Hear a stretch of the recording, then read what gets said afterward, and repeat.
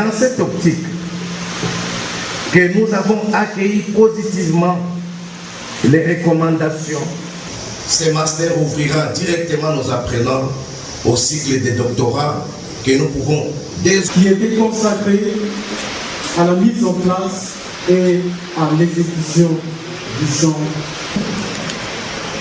La première intervention, c'est celle du directeur général de l'Académie des Beaux-Arts qui nous reçoit. Le deuxième mot, c'est celui recteur de l'Université de Kinshasa et président de la conférence des chefs d'établissement de la ville province finance, monsieur le ministre de l'enseignement supérieur et universitaire.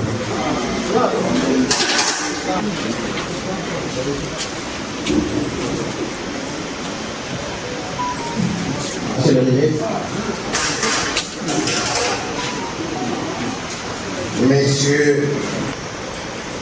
messieurs les présidents des conseils d'administration, directeurs et directeurs généraux, chers collègues, messieurs le ministre, mesdames et messieurs, messieurs les présidents des coordinations étudiantines, mesdames et messieurs les présidents, que nous vous accueillons au sein de notre institution pour cette cérémonie d'ouverture de l'année académique 2021-2022. Au nom de toute la communauté de l'Académie des Beaux-Arts de Kinshasa, nous vous souhaitons une chaleureuse bienvenue. Nous saisissons cette opportunité pour présenter à son Excellence, Messieurs les ministres, au nouveau secrétaire général à l'enseignement supérieur universitaire, aux membres du comité de gestion, ainsi qu'à l'ensemble du personnel de notre ministère, nos vœux le meilleur pour cette nouvelle année. Excellence, notre établissement se sent honoré d'avoir été choisi pour abriter cette manifestation. De ce fait, nous vous témoignons toute notre gratitude.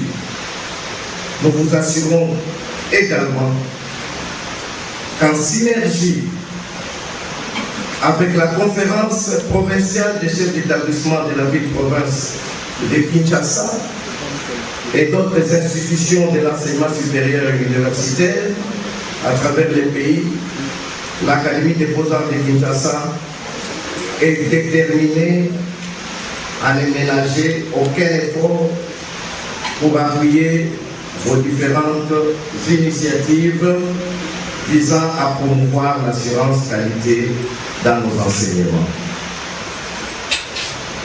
Ce secteur de l'éducation est le fer de lance de son Excellence, Monsieur Félix Antoine Tshisekedi Tshilombo, président de la République, chef de l'État et grand chancelier des universités congolaises. Excellence, Monsieur le Premier ministre, Jean-Michel Sama Lukonde, pour tous les efforts que son gouvernement fait, nous a valu essentiellement l'élaboration de la nouvelle stratégie qui devra guider nos établissements au cours des décennies à venir, en commençant par planifier une révisitation rapide et méthodique des curricula, consolidation de notre système d'enseignement.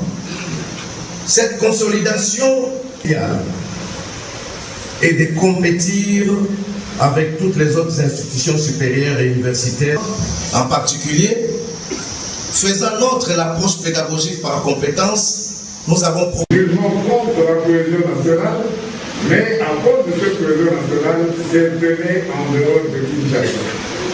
Et cela serait donc particulièrement remercié parce que la communauté universitaire de Kinshasa s'en sent particulièrement honorée.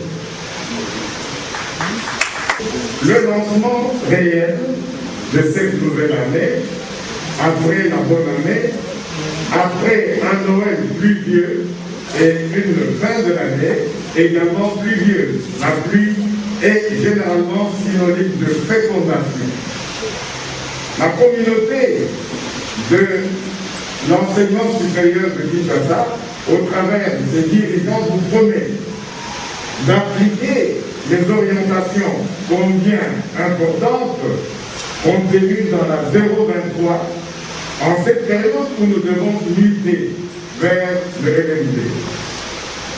Nous vous reprenons au mot excellence pour dire, vous nous avez dit, que ce n'est plus notre avis qui est demandé, le LMD doit être chose efficiente. Comme un seul homme, comme une seule femme, nous sommes déterminés réellement.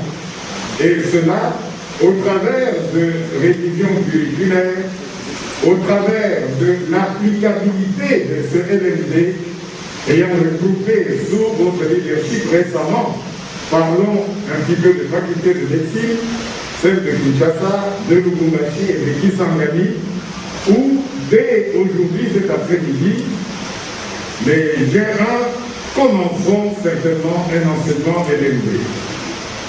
Nous attendons de manière particulière les conclusions de la commission de révision curriculaire qui certainement également, d'ici tout au plus une semaine, nous fournirons en ce qui concerne les lettres et les arts. L'ouverture de l'année académique 2021-2022.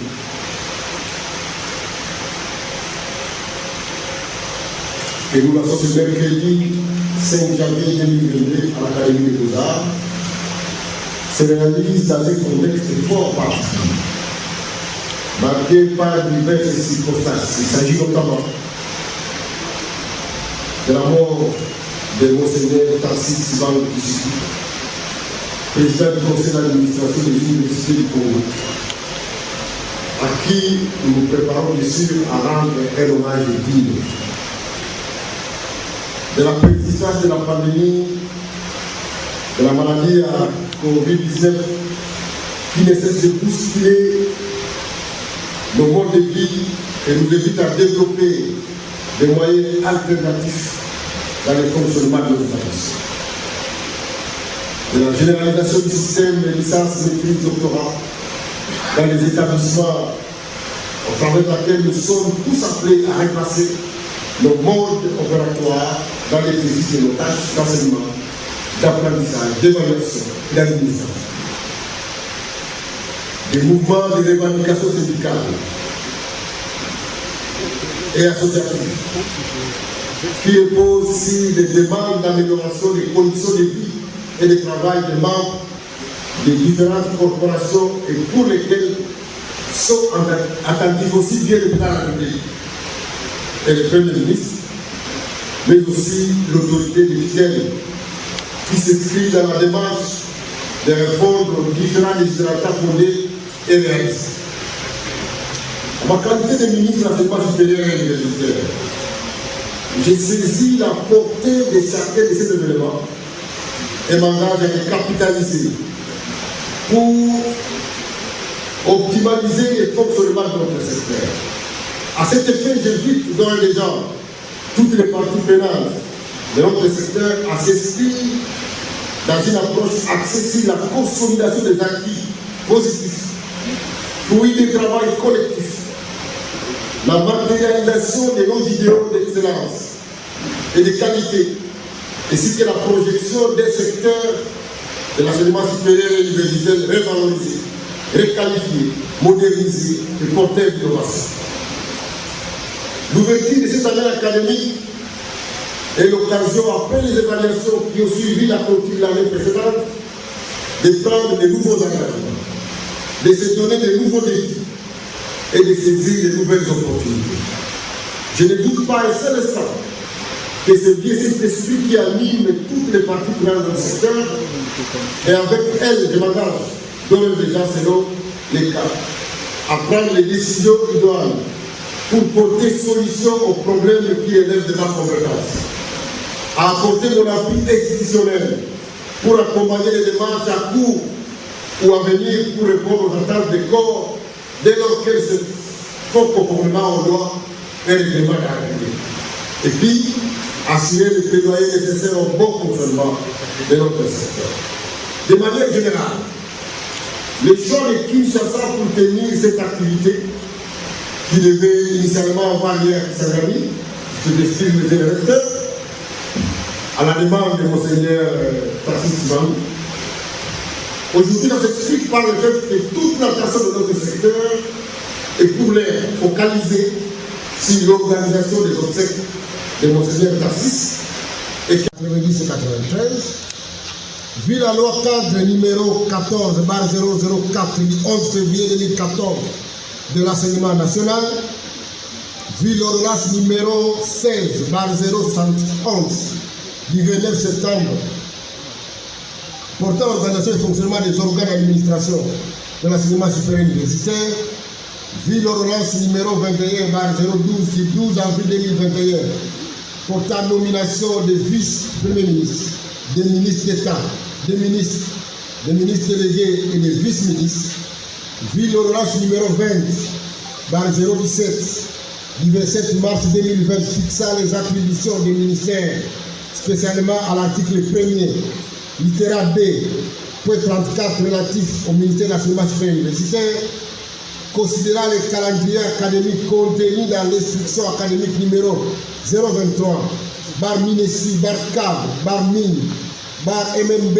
bar BLB 2021 du 6 décembre 2021, je déclare ouverte l'année académique 2021-2022 sur toute l'étendue de la République démocratique du Congo. Ainsi fait à Kinshasa le 5 janvier 2022, Mouindo Nzangi Boutondo, je vous remercie. Très attristé parce qu'on dit chez nous en Afrique, quand un vieillard tombe, c'est toute une bibliothèque qui se brûle. Réellement, Monseigneur Tshibangou Tshisekwu était une bibliothèque vivante de l'enseignement supérieur universitaire en République démocratique du Congo. Sa perte, c'est vraiment un grand trou, un grand vide qu'il laisse derrière lui. Tout ce qu'on peut faire, c'est rester constant. Nous plaidons, nous compatissons avec la famille biologique et surtout nous-mêmes dans la famille scientifique. C'est vraiment rare de remplacer une grande personnalité à sa taille, mais nous devons nous efforcer parce que la République a encore besoin de nous et surtout que nous sommes la jeunesse. Quand il y a un vide qui se constate d'une telle manière brusque, c'est une façon de nous demander de refaire et de redoubler de vigilance et de conjuguer plus d'efforts pour mériter mieux. Si vous regardez la vie de Monseigneur Tshibangou, il ne s'est pas enrichi, mais il a donné toute sa vie aux besoins et au profit de ses compatriotes. C'est le conseil que nous pouvons donner aussi aux autres qui nous suivent. Nous sommes là, ce qui nous intéresse, c'est de suivre ces traces. La République est enviée par tout le monde. Nous avons 9 frontières terrestres plus internationales. Ça fait pratiquement 10 guerres potentielles que nous devons nous préparer. Or, la gestion de tout se passe sur le plan scientifique. Nous invitons tout le monde, tous ceux qui aiment la science, de se référer à ce que lui faisait comme application et nous devons avancer. Ce serait la meilleure des manières de l'épurer, ça sera la meilleure des manières de lui rendre le vibrant hommage. Ici à Kabdala, je suis chef de travaux à l'ISC. Ceux qui sont agents de Dieu, administrateurs sortants de l'Institut supérieur de statistique, et président et comme recteur de l'INESA. De lui, je garde de très bons souvenirs d'un intellectuel, d'un homme qui aime sa patrie et qui aime la jeunesse, un formateur. J'ai eu un homme qui protège le patrimoine des institutions. J'ai eu, il y a cela 2-3 ans, à m'entretenir avec lui lors d'un conseil d'administration où il était question de défendre le patrimoine de l'université de Kinshasa, notamment la bande du Homme 30 qui était en voie de spoliation. Mais vous voyez, c'est quelqu'un qui tient au patrimoine ou bien de l'université et j'étais impressionné par son honnêteté et sa détermination à améliorer la conduite de l'enseignement. Parce que c'est vraiment un architecte de l'enseignement supérieur, et universitaire. C'est un grand architecte. C'est grâce à lui que nous avons notre université à rayonner et nos universités rayonnent. Vraiment, c'est un grand formateur, un architecte. Voilà ce que je peux dire de lui. Merci.